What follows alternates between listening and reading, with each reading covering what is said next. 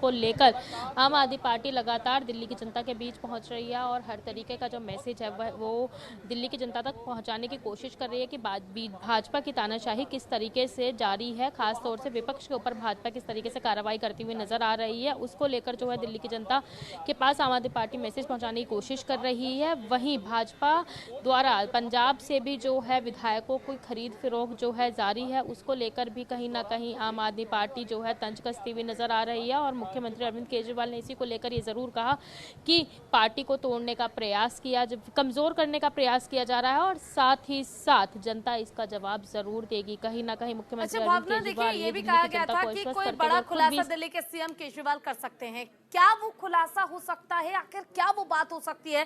क्योंकि इसका बेसब्री से इंतजार आप और हम सब कर रहे हैं, क्योंकि आप वहां मौके पर मौजूद हैं। तो क्या कोई ऐसी सुगबुगाहट या कोई ऐसी जानकारी आप तक पहुंच पाई हो कि आखिर किस संदर्भ में खुलासे की बात की जा रही है सुनीता केजरीवाल की ओर से?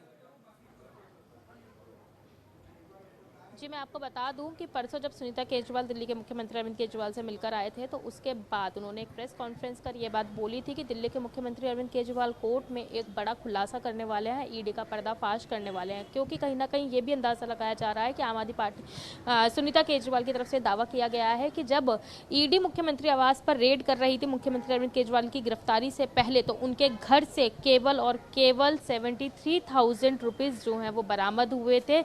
उसके अलावा कुछ भी बरामद नहीं हुआ था। तो कहीं ना कहीं उम्मीद लगाई जा रही है, जिस तरीके से ईडी ने रेड के बाद ये बात कही थी कि मुख्यमंत्री अरविंद केजरीवाल के आवास से कई दस्तावेज जो हैं वो मिले हैं, साथ ही साथ ईडी के 2 अधिकारियों के इंटरनल इंफॉर्मेशंस के पेपर्स मिले हैं।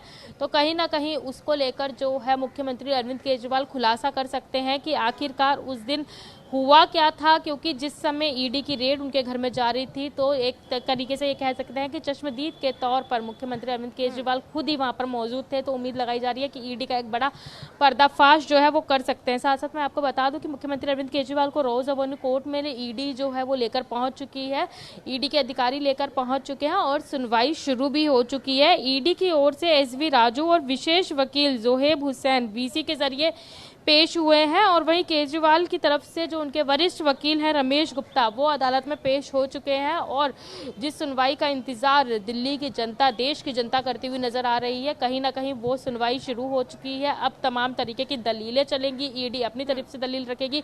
वहीं जिस तरीके से मुख्यमंत्री अरविंद केजरीवाल के खुलासे करने की बात सामने आई है, तो कहीं ना कहीं ये भी उम्मीद लगाई जा रही है जब मुख्यमंत्री अरविंद केजरीवाल इस बात का खुलासा कोर्ट रूम में करेंगे तो ईडी की तरफ से उस बात को जानकारी ये भी निकल कर सामने आ रही है कि 7 दिन की जो रिमांड की समय सीमा है उसकी मांग भी की जा सकती है। यानी पूछताछ अभी और आगे चलने वाली है दिल्ली के सीएम अरविंद केजरीवाल से। तो क्या वाकई 7 दिन की रिमांड जो है वो सौंपी जाएगी या फिर राहत मिल सकती है? जी, मैं आपको बता दूं कि पीएमएलए एक्ट के तहत राहत मिलना तो बेहद मुश्किल है, लेकिन ईडी की तरफ से ये बात ज़रूर कही गई है कि मतलब जो सूत्रों के हवाले से जानकारी सामने आई है कि ईडी जो है 7 दिन का रिमांड मांग सकती है। अब देखना यही हुआ कि आखिरकार कोर्ट कितने दिन की कस्टडी ईडी को मुख्यमंत्री अरविंद केजरीवाल की देती है। क्योंकि सुनवाई के दौरान जो अभी सुनवाई जारी है उसमें यह भी कहा गया है कि जो डिजिटल डेटा निकाला है उसकी जाँच की जानी चाहिए, निकाले गए डेटा की जो है वो जाँच करनी है। तो कहीं ना कहीं देखा जाए तो ईडी कई आधार बनाकर मुख्यमंत्री अरविंद केजरीवाल की 7 दिन की कस्टडी जो है मांग रही है। क्योंकि ये भी बताया जा रहा है, सूत्रों की जानकारी से भी सामने आ रहा है कि कहीं ना कहीं जो पहले अपराधी पकड़े हुए हैं कथित शराब घोटाले मामले में, उनसे भी इंटरेक्शन कराया जा सकता है। और अब तक की जानकारी ये भी सामने आई है। एक तरफ आम आदमी पार्टी हो या दिल्ली के सीएम अरविंद केजरीवाल हो, बात ईमानदारी की करते हैं, लेकिन जिस तरह की जानकारी निकलकर सामने आ रही है अंदर खाने से, वो तो ये बता रहे हैं कि अरविंद केजरीवाल जो जवाब दे रहे हैं ईडी के अधिकारियों को वो काफी गोलमोल है। सीधे तौर पर वो जांच में या फिर पूछताछ में सहयोग नहीं कर रहे हैं। जी, आपकी बात बिल्कुल सही है। कोर्ट के अंदर जो दलीलें चल रही हैं उसमें यही बात कही जा रही है कि जो मुख्यमंत्री अरविंद केजरीवाल है उनका एक व्यक्ति से सामना कराने की जरूरत है।